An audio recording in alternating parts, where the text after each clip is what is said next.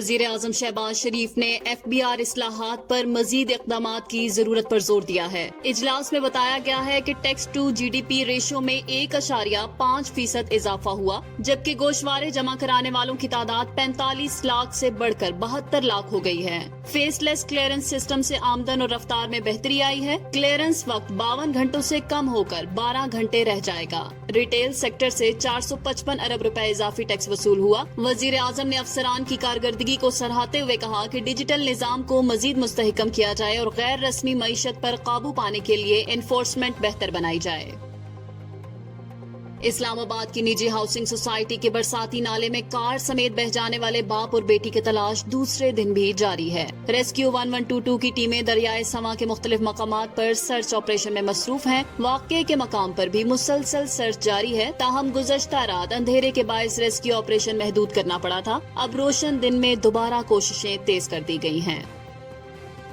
پشاور اور دیر میں موسلادھار بارش نے گرمی کا زور توڑ دیا، لیکن ندی نالوں میں طغیانی اور رابطہ سڑکوں کو نقصان بھی پہنچا۔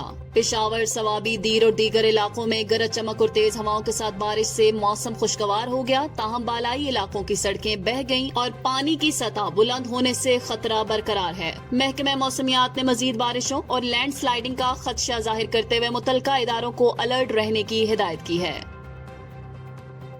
اقوام متحدہ نے انکشاف کیا ہے کہ اسرائیلی فوج نے غزہ میں امداد لینے کی کوشش کرنے والے 1000 سے زائد فلسطینیوں کو شہید کر دیا ہے۔ UN کے مطابق یہ شہادتیں 26 مئی سے شروع ہوئیں، جب سے غزہ ہیومینیٹیرین فاؤنڈیشن نے امدادی سرگرمیاں بحال کی۔ ترجمان سمین الخیطان کے مطابق 776 افراد غزہ ہیومینیٹیرین فاؤنڈیشن مراکز کے قریب اور 288 افراد امدادی قافلوں کے آس پاس اسرائیلی فائرنگ کا نشانہ بنے۔ ان اعداد و شمار کی تصدیق مقامی میڈیکل ٹیمز، انسانی حقوق کے اداروں اور فلاحی تنظیموں نے بھی کی ہے۔ غزہ میں جاری جنگ کے باعث 20 لاکھ سے زائد افراد شدید غذائی قلت کا شکار ہیں۔ فلڈ فورکاسٹنگ ڈویژن FFD کے مطابق دریائے سندھ اور چناب کے مختلف مقامات پر نچلے درجے کا سیلاب ریکارڈ کیا گیا ہے۔ دریائے چناب میں ہیڈ مرالہ اور قادر آباد پر پانی کی سطح میں تیزی سے اضافہ ہوا، جہاں آمد و اخراج کے اعداد و شمار خطرے کی نشاندہی کر رہے ہیں۔ اسی طرح دریائے سندھ پر تربیلا، کالا باغ، چشمہ، تونسا اور گڈو بیراج پر بھی پانی کی سطح بلند ہو چکی ہے۔ متعلقہ حکام نے قریبی آبادیوں کو محتاط رہنے اور کسی بھی ممکنہ صورتحال سے نمٹنے کے لیے تیار رہنے کی ہدایت جاری کر دی ہے۔ FFD نے خبردار کیا ہے کہ اگر بارشوں کا سلسلہ جاری رہا تو نچلے درجے کا سیلاب درمیانے درجے میں بھی تبدیل ہو سکتا ہے۔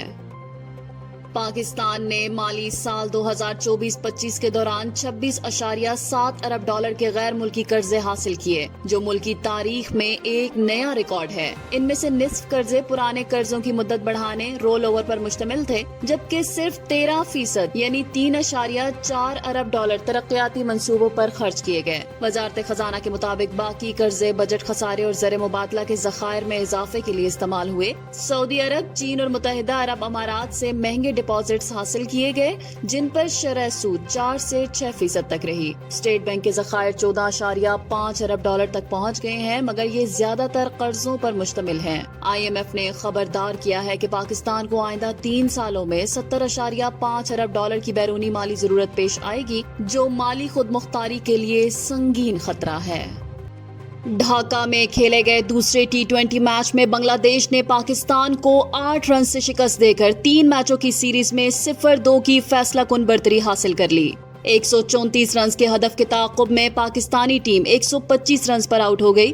فہیم اشرف نے شاندار 51 رنز بنائے، مگر ٹیم کو کامیابی نہ دلا سکے۔ بنگلہ دیش کی جانب سے جاکر علی نے 55 اور مہدی حسن نے 33 رنز کی اہم اننگز کھیلی۔ پاکستان کے احمد دانیال، سلمان مرزا اور عباس آفریدی نے 2 وکٹیں حاصل کی۔